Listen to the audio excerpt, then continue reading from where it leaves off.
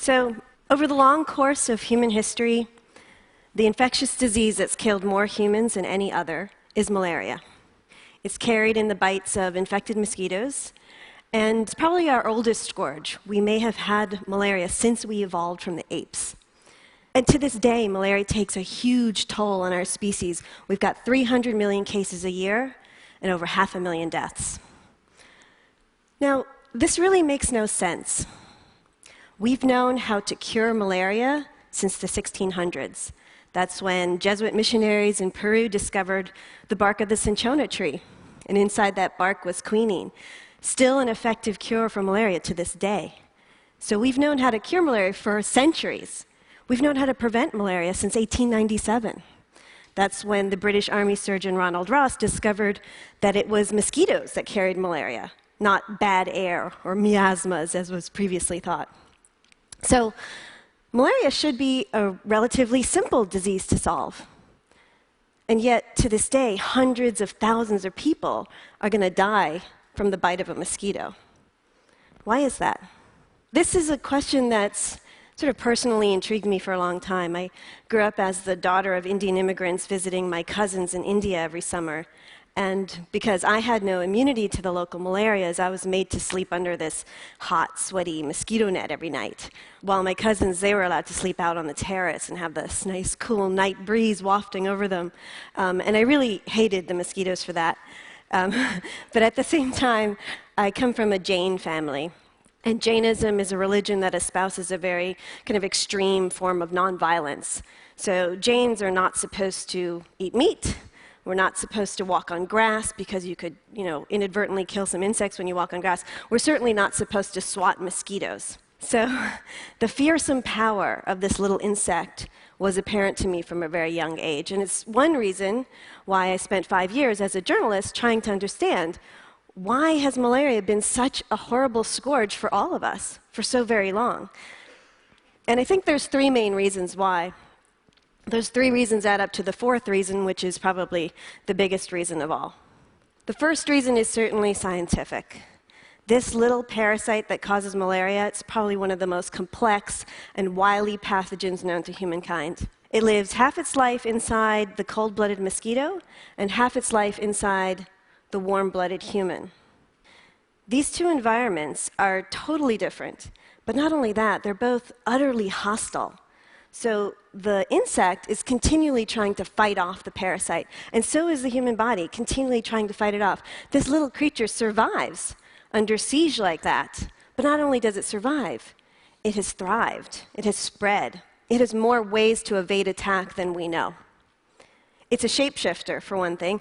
Just as a caterpillar turns into a butterfly, the malaria parasite transforms itself like that 7 times in its life cycle. And each of those life stages not only look totally different from each other, they have totally different physiology. So say you came up with some great drug that worked against one stage of the parasite's life cycle, it might do nothing at all to any of the other stages.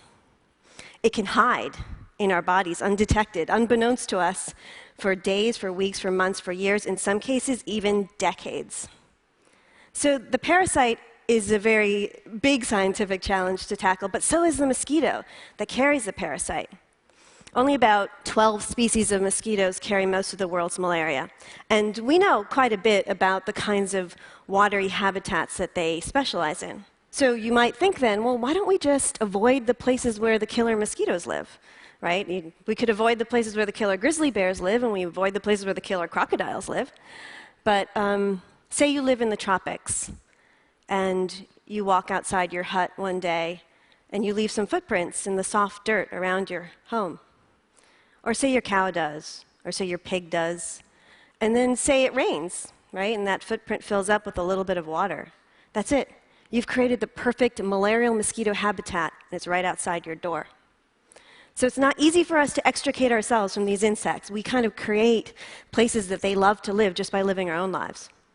So there's a huge scientific challenge, but there's a huge economic challenge too. Malaria occurs in some of the poorest and most remote places on Earth. And there's a reason for that. If you're poor, you're more likely to get malaria. If you're poor, you're more likely to live in rudimentary housing on marginal lands that's poorly drained. These are places where mosquitoes breed. You're less likely to have door screens or window screens. You're less likely to have electricity and all the indoor activities that electricity makes possible. So you're outside more. You're getting bitten by mosquitoes more. So poverty causes malaria, right? But what we also know now is that malaria itself causes poverty. For one thing, it strikes hardest during harvest season. So exactly when farmers need to be out in the fields collecting their crops, they're homesick with a fever. But it also predisposes people to death from all other causes. So this has happened historically. We've been able to take malaria out of a society. Everything else stays the same. So we still have bad food, bad water, bad sanitation, all the things that make people sick. But just if you take malaria out, deaths from everything else go down. And the economist Jeff Sachs has actually quantified what this means for a society. What it means is if you have malaria in your society, your economic growth is depressed by 1.3% every year. Year after year after year, just this one disease alone.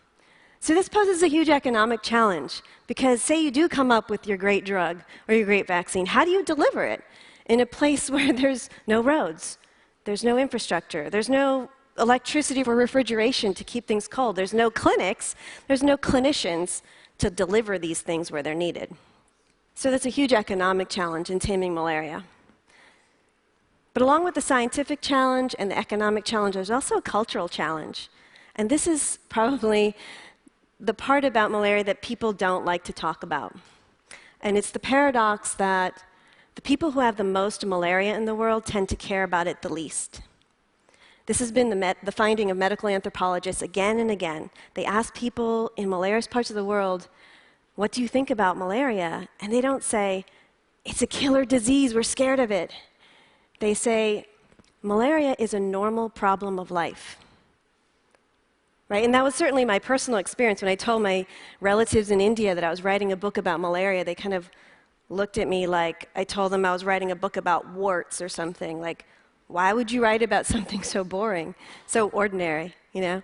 And it's simple risk perception, really. A child in Malawi, for example, she might have 12 episodes of malaria before the age of 2.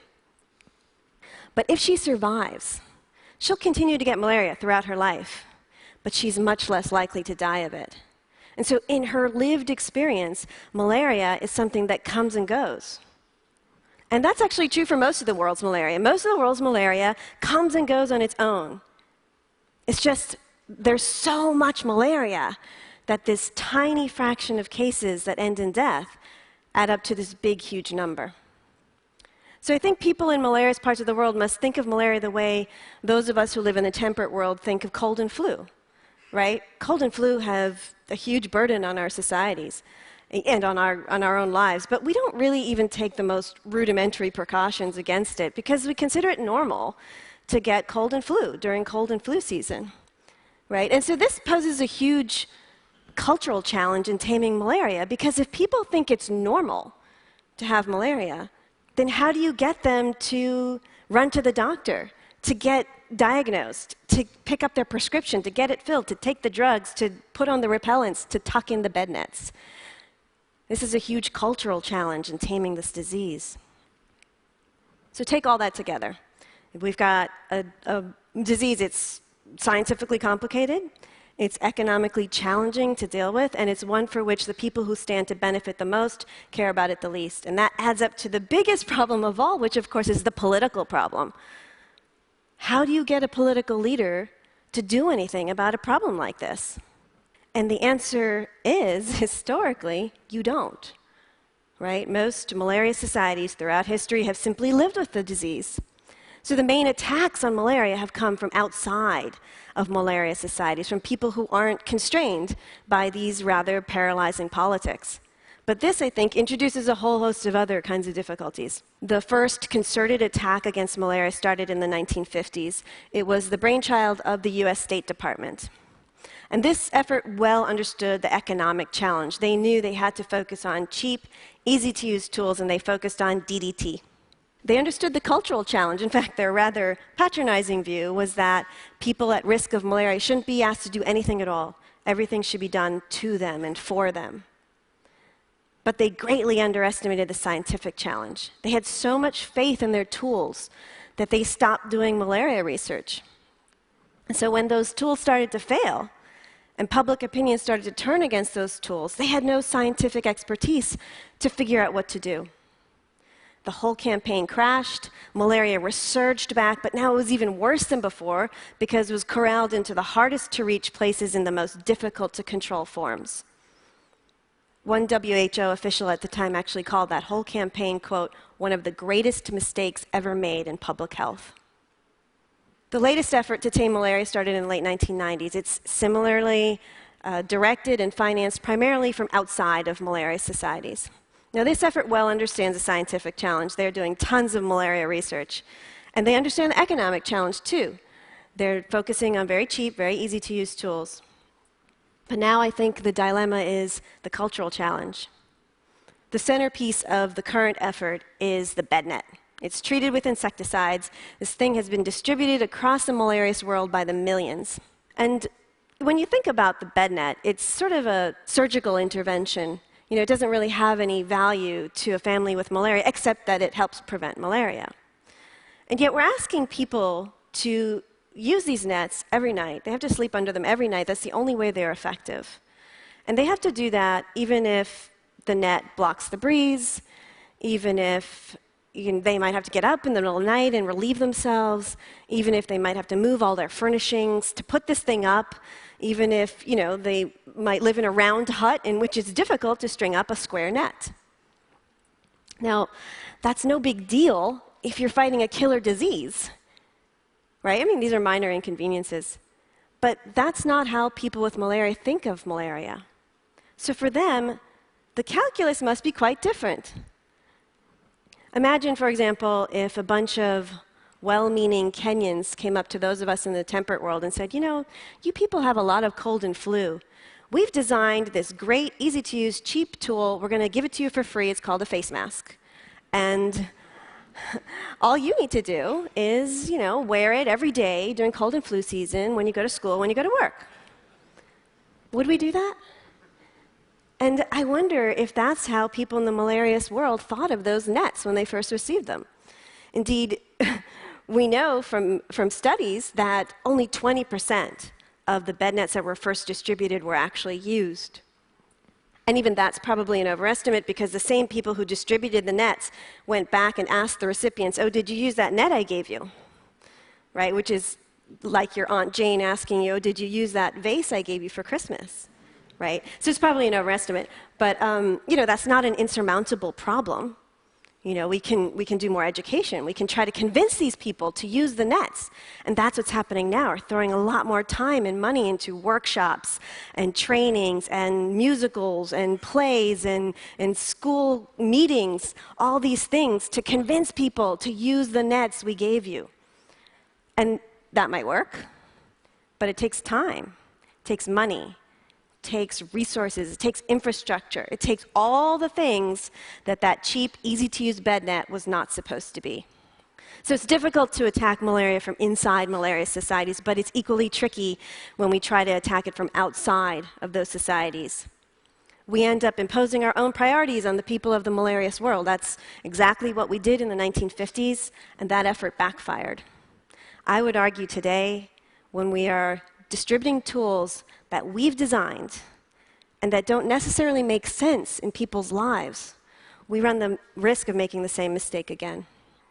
That's not to say that malaria is unconquerable, because I think it is. But what if we attacked this disease according to the priorities of the people who lived with it? Take the example of England and the United States. We had malaria in those countries for hundreds of years. And we got rid of it completely. Not because we attacked malaria. We didn't. We attacked bad roads, and bad houses, and bad drainage, and lack of electricity, and rural poverty. We attacked the malarious way of life. And by doing that, we slowly built malaria out. Now, attacking the malarious way of life, these are things people care about today, right? And attacking the malarious way of life, it's not fast, it's not cheap, it's not easy. But I think it's the only lasting way forward. Thank you so much.